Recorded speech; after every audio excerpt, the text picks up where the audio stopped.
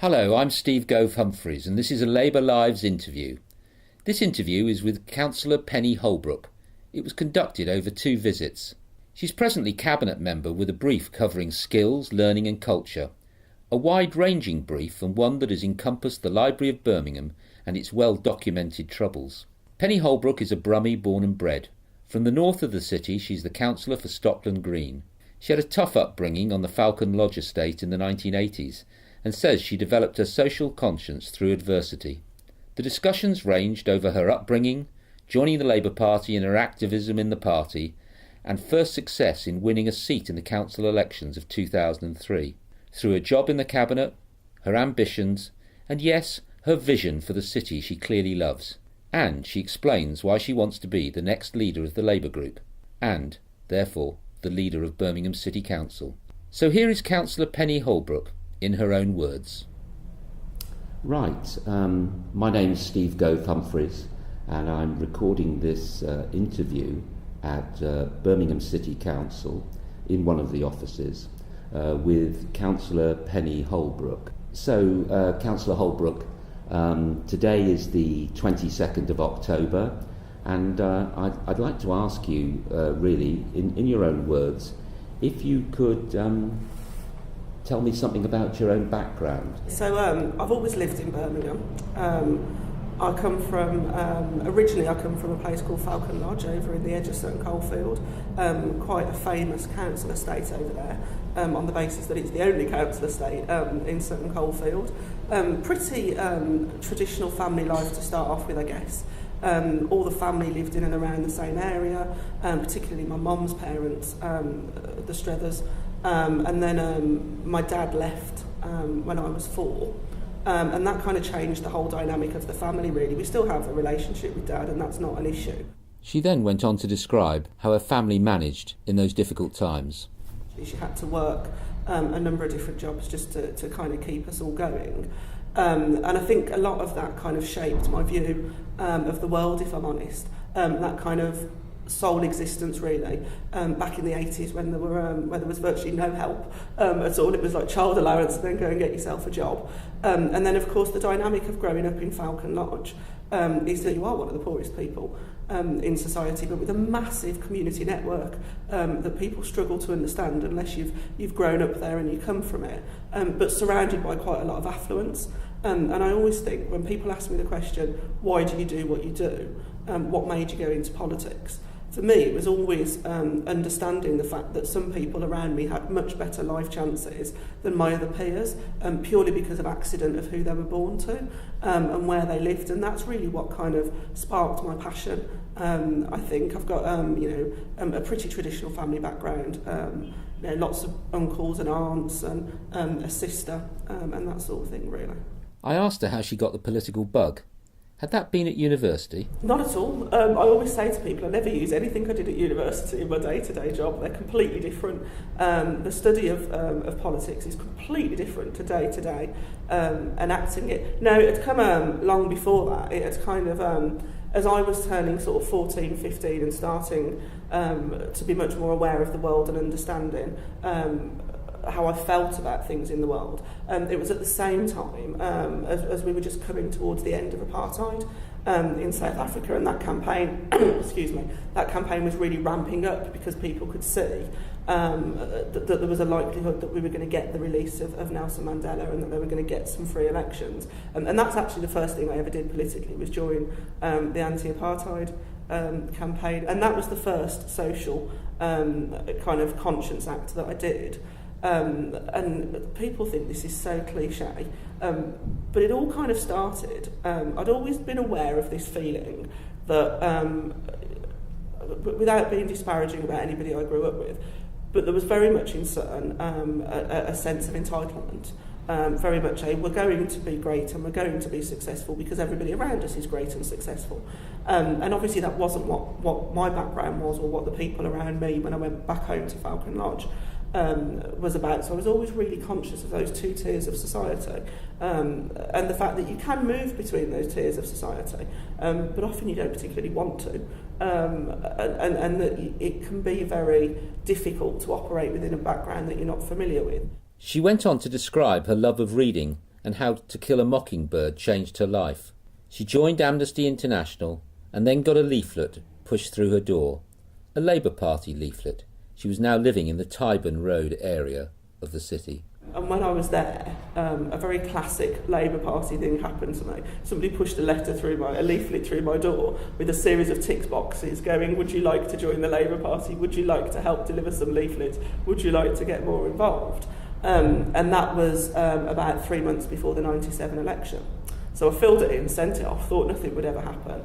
And then one of the organisers for what was then called the Kingsbury ward, a guy called Bill Cosgrave, phoned me up and said, can I speak to Penelope, please? Can I speak to Penelope? Yes, speaking. Oh, I'm just phoning from the local Labour Party. Do you want to get involved? I said, yeah, all right then. So he came round the next day and we sat down and we had a chat, and he told me about all the things that the party were doing locally, and it was kind of not very far from the general election at that point. I think we were like weeks away really from the 97 general election, and I basically just bunked off school then for 3 weeks and did nothing but work full time on the 97 parliamentary campaign, because Robin Corbett was our Erdington candidate at the time, and I was so lucky because Bill Cosgrave had so many connections throughout the Labour Party that I got to meet so many interesting people in that short period of time, that's when I kind of joined up to the Labour Party. I always knew I was left-wing, and I always knew I was, more inclined to be Labour than anything else, but the actual act of joining and starting that kind of political world on a more city-focused level than perhaps the Amnesty Internationals and the anti-apartheid stuff started then. So did you get heavily involved in the local party fairly early on? Yeah, anybody who's been in the Labour Party knows the first meeting you turn up to, you either end up as the chairman, the secretary or the leaflet organiser. Don't miss a meeting because they'll give you everybody's job. I did. When I went to what was then the Kingsbury branch, Stan Austin was a councillor, Mike Ollie was a councillor, and I think George Bamford was the other councillor. And I was the youngest member that they had by quite some way. And they were obviously quite excited by that and kind of wanted to encourage me to get more involved. So I got involved in the branch politics. I think I became the youth officer. But I also got involved in community politics. I think one of my strengths is people. And when I was at school, right the way from 16 through to sort of 24, 25, I worked at Tesco's. Doing customer service on the tills and on customer service and all sorts of different roles at Tesco's. And I think that very face-to-face background in the world of work helps you understand how to deal with people and how to understand their motives and just how to relate to people. I'd say I'm a very personable individual. And as one of my teachers once said about me, Penny does excellent in oral work, but she could do with focusing on her writing a bit more. So I think that's code for she talks quite a lot, really. But where do you feel with the Labour Party? Do you feel comfortable in the Labour Party, and do you think that the party is representative of your section of the of life, of where you've come from? That's a really interesting question. I come from kind of the party background that kind of says class party self, really, in terms of priorities. And it was quite a surprise to me, I think, when I moved out of that North Birmingham circle, because the whole of North Birmingham looks like my background. There's not a lot of middle class areas of North Birmingham. There are some, and there's a good Labour movement in certain parts of Erdington. But everybody I'd been surrounded by, pretty much all the way up until 18 or 19, had been pretty working class. Even at university, it was the working class university that you went to. And it was quite surprising, I think, to me, and quite intimidating to widen that circle of political influence and meet your political leaders from Bourneville or perhaps from Moseley or from your Edgbastons and places like that. That was quite surprising. And I would say intimidating to start with, because you have different styles of language, you have different points of reference to what's brought you to the party. Anything that's full of one type of person and one type of reference of background has a very narrow appeal, but more importantly has a very narrow understanding about how you help people and how you can spread that equality, really. And I think that now certainly within the Labour Party in Birmingham, we have a real mix. What do you think that the general public thinks that you do as a councillor and as a cabinet member for this huge, great council? To them, I'm the councillor who is walking down their road once a week, moaning about bin bags and spotting where the rubbish needs to be removed from. To them, I'm the person that they phone up if they're having a problem and I need to go around their house and help them. Or I'm the person who holds those public meetings to find out what's going on with my other colleagues. It's not all just me. And we have those conversations about actually we want to improve the area. Let's get better schools. Let's get a community centre. Let's do all these different things. Let's build a housing company because people need to be housed properly in my part of the world. I think that's who they think I am locally. I'd like to think that. And because I live there, it brings a really different dynamic to it as well. So they don't just see me at public meetings, they'll see me in the shop, or they'll see me in the local pub, or they'll see me, trying to slide down the road when it's icy to get a bus, or getting in their local taxis and things like that. So I think that's what they think I am locally. So they don't understand that the schools that their kids go to are ultimately part of the things that we decide on. It might not just be the council, it might be national government as well. Or when their street lights come on is a decision that we make, or if there are jobs out there for them to go and get. Or if the colleges are providing the right courses for their kids to go and get the jobs, or the reason nobody can afford to get on the housing ladder is because we didn't build enough houses. Or some positive examples, the reason that they can go and get a job in Birmingham is because we've grown the economy, or the reason they've got so many beautiful parks to use is because we've safeguarded them and protected them. Some of the positive examples as well. I don't think that we teach people about the structure of British politics enough, not party politics, and how it's relevant to their lives. So I think that it's not always clear to people what a councillor does. And in my experience, unless they've had direct contact with one, most people aren't even sure that they exist. Not sure everybody's aware of a council structure even, and certainly that's the case when you knock doors in an election. People who you know and you've had contact with, which is probably maybe 40%, 50% of the population, after you've done it for a long time, know you and will have some reference for you. But a good 50% will not even know what local elections are. She confirmed her commitment to devolution in the city. I'm a massive fan of localism. Before I came into the cabinet, I was the district chairman at Erdington, and built what I like to think was quite a good citizen-focused model, which was all about partners and the residents coming together to say what their priorities are, and then it's pretty much divvying out who needed to do what about it, with the council just being one member of that team. So I'm massively a fan. I absolutely fundamentally believe that we should put the decisions as close to the residents as we possibly can. They don't always get to make the decision, and we won't always make the decision that they think is right, because we have to look at a whole host of competing priorities really, and competing issues and challenges, whereas often the residents of course will be most focused on that bit for their bit of the world. But we should at least be in the room explaining why we're making the decision we're making and answering the questions. I'm a great believer in you shouldn't make a decision you're not prepared to defend. If you can't defend it, you shouldn't have made it in the first place, even if it's horrific. And of course we know that I've been through that process with the Library of Birmingham, even though it was not a decision that many people agreed with. I was at least prepared to stand there and explain why we'd made the decision, even if people ultimately didn't end up agreeing with us. And I think that kind of gives an indication about where the central and the local comes together really.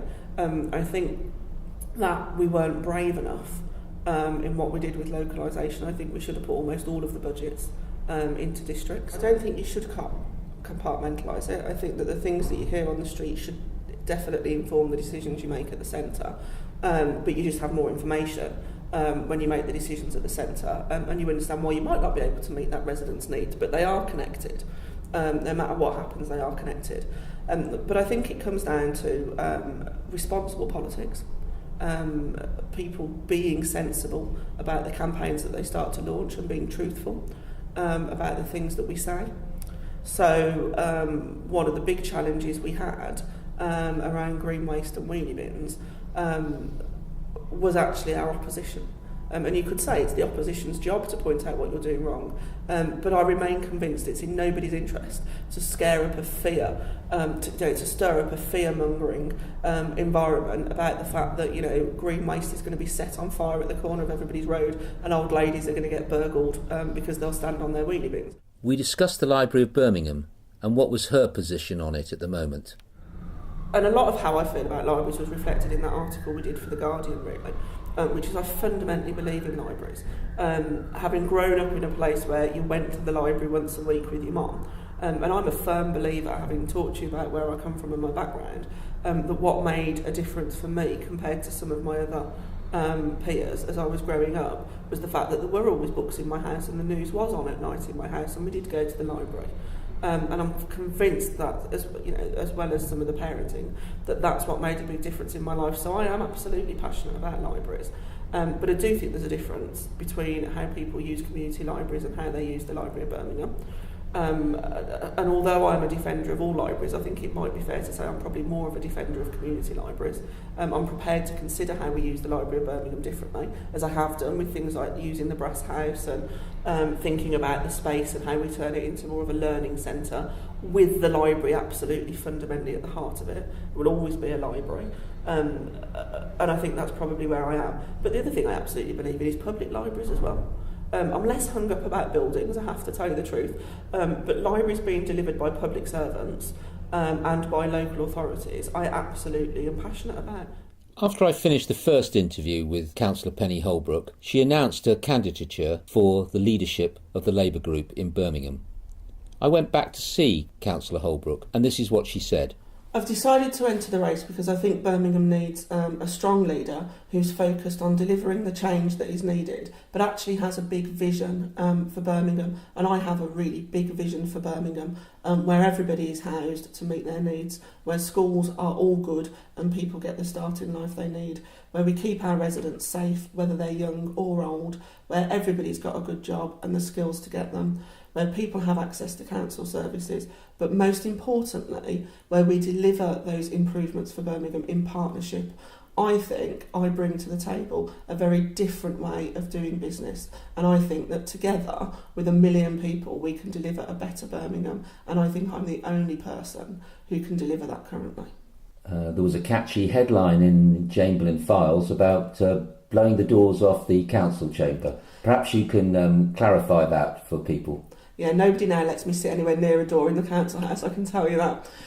What I really mean when I say I want to blow the doors off the council house is I want to make it a really outward-facing council. I want it to be a council that responds to the 1 million people of Birmingham, but that helps shape the services of the future with those 1 million people, not conversations that happen in one building, conversations that happen across the city.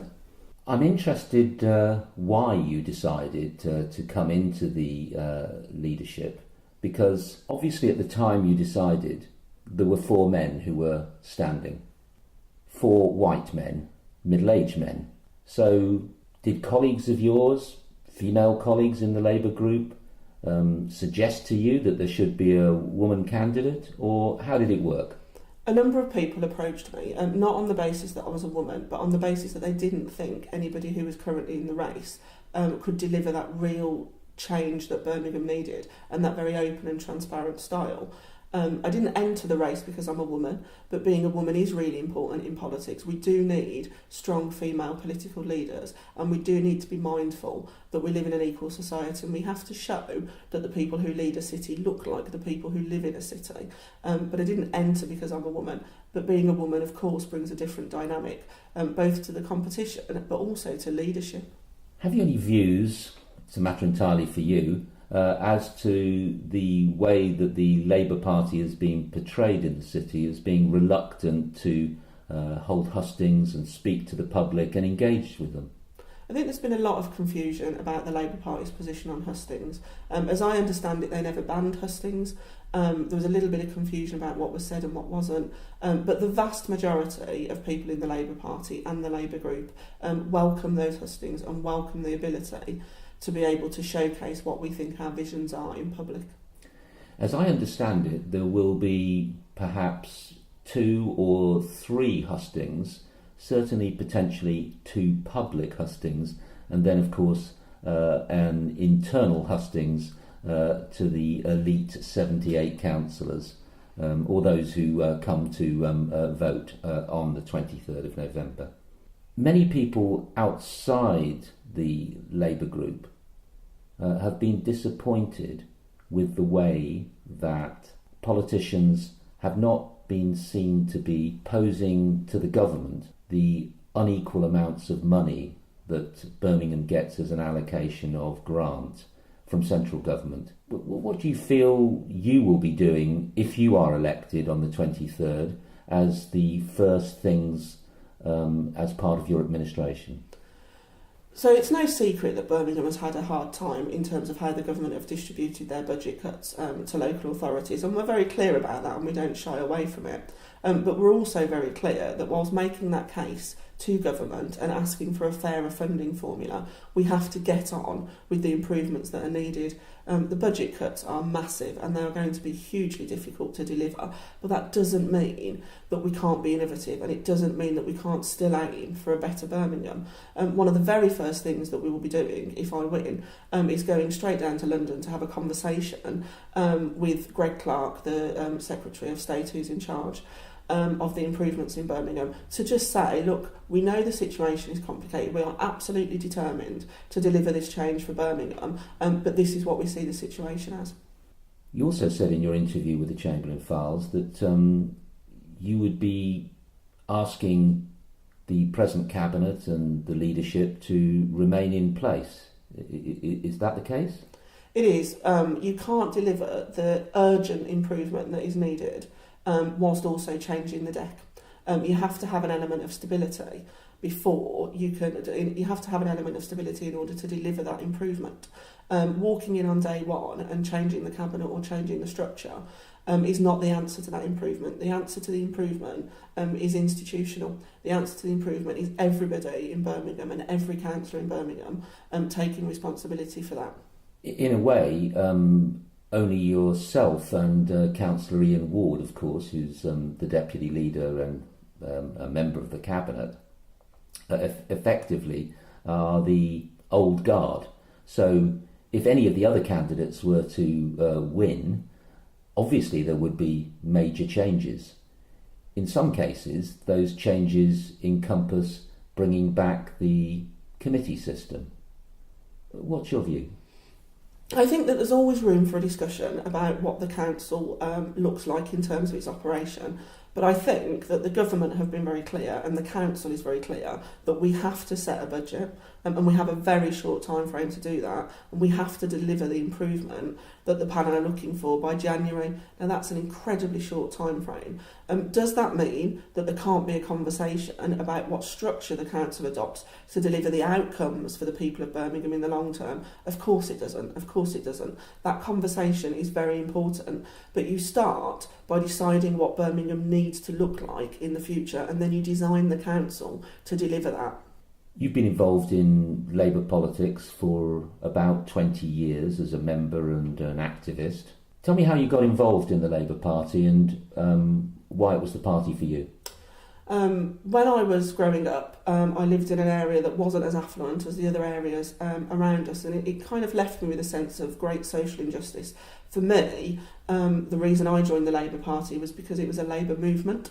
It was very clearly about equality and fairness and addressing the issues that your future should not be determined by the circumstances of your birth. And I've always been passionate about that. I've always been passionate about social justice and social change. And for me, the Labour Party is the natural home of equality and the natural home of social justice. Tell us something about when you first got elected to the council. I first got elected back in 2003. I stood in a number of different seats, as is often the case when you join the Labour Party, doing your trade, as we like to call it.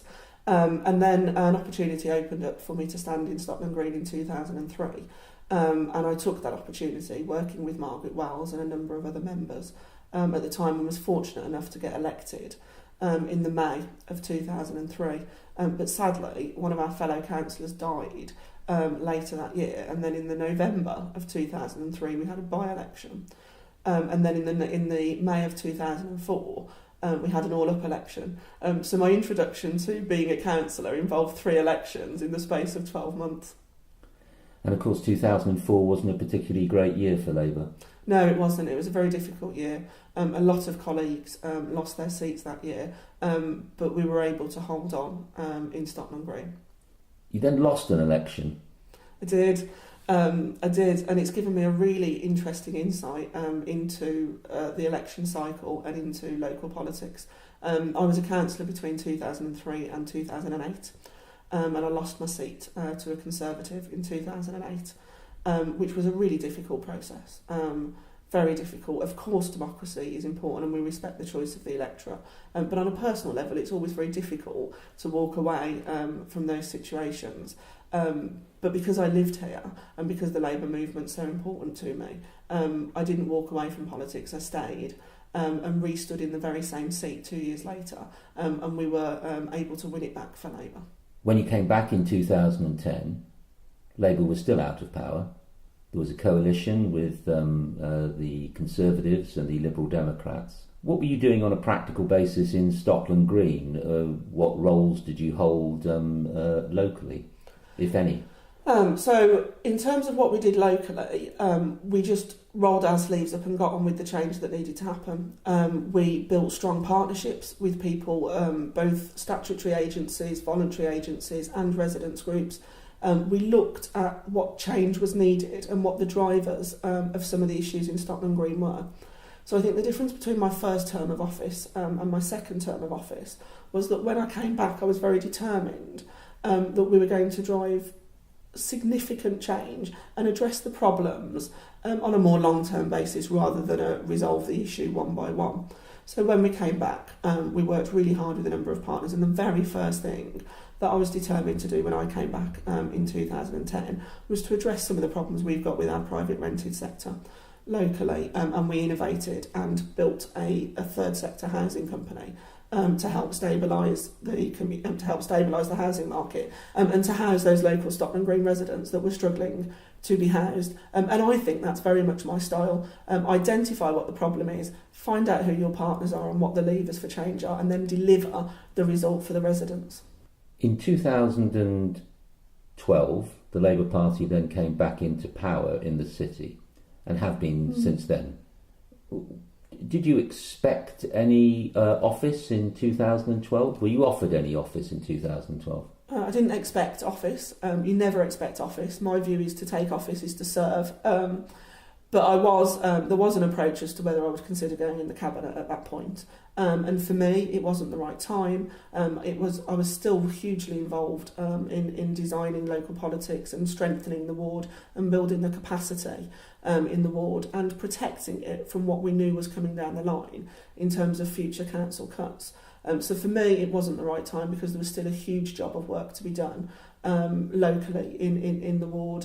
And also, at that time, I took the opportunity to be the district chair for Erdington because I am still hugely passionate about devolution and local governance and putting decisions as close to the communities as you possibly can. And I wanted to build what we'd done in Stockland Green on a bigger Erdington model and scale it up, and I had a fantastic time doing that for 2 years, really delivering different approaches across Erdington. And to this day, the Erdington model of devolution is used across the city as an exemplar. So in 2012, you turned down an opportunity of sitting in the cabinet with Sir Albert and others. Did you think it would ever come again, another offer? Some people say that politics is about timing, and for me the time wasn't right, but it wasn't a situation where I thought it's fine, the offer will come again. It was about where was I best placed at that point to serve my community and my city, and at that point I was best placed doing it in Stockland Green and in Erdington.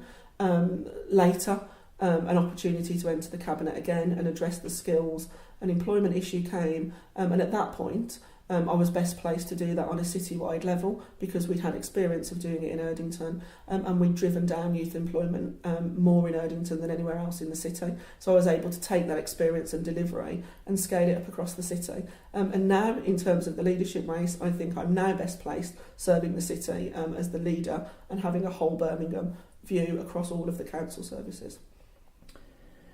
You did take on a challenging role as cabinet member for skills, learning and culture, wide encompassing brief, and one that became very public. Do you think that experience gives you the ability, therefore, to be the next leader?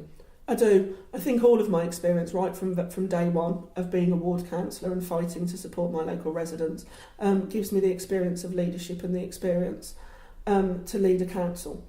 The cabinet role, of course, has contributed to that. Of course it has. Some very difficult choices had to be made in that role. Some very difficult public conversations had to be had. Do I know how tough it is to run a council? And do I know that we're going to be making lots more unpopular decisions? Of course I do. I think I'm absolutely strong enough to do that. But I think I'm strong enough to do it whilst also being honest that we can still build a better Birmingham. It would be wrong of me if I didn't ask you this direct question, which is, Labour's about looking after people's interests, providing services, providing the safety net, because if you look back over the history of the Labour Party, many of the things that we now take for granted came from the Labour movement, whether the Labour Party or unions. Some people would say Labour councillors in this city are delivering the cuts the government want, and you shouldn't do that. What do you say to them? I understand that there's a number of people who think that we shouldn't set a budget that's enforcing Tory cuts. Of course I understand that. But the reality is, as a politician and as an elected member, you have a responsibility to do what's right for the majority of people. Not setting a budget is not going to protect those most vulnerable people, even if we have to set a budget that's got less money in it. Doing it a Labour way and being able to instil Labour principles into those choices, even though they're very difficult, is still a better option. And when you stand for election and ask people to put their faith in you, you don't say, I'll only do it in the conditions that suit me. You say, I will do it in the hardest of times, and I will do whatever I have to meet those promises and those principles that are instilled in the Labour Party. And finally, if you don't get the support of your fellow councillors on the 23rd of November, what will you do? For me, I very much see it as a serving the city role. I expect to win. All of the indications are that I can win. But if I don't, it's about what's best now for Birmingham and what does the new leader of the council want me to do in that capacity. Councillor Penny Holbrook, thank you for speaking to Labour Lives. It's a pleasure.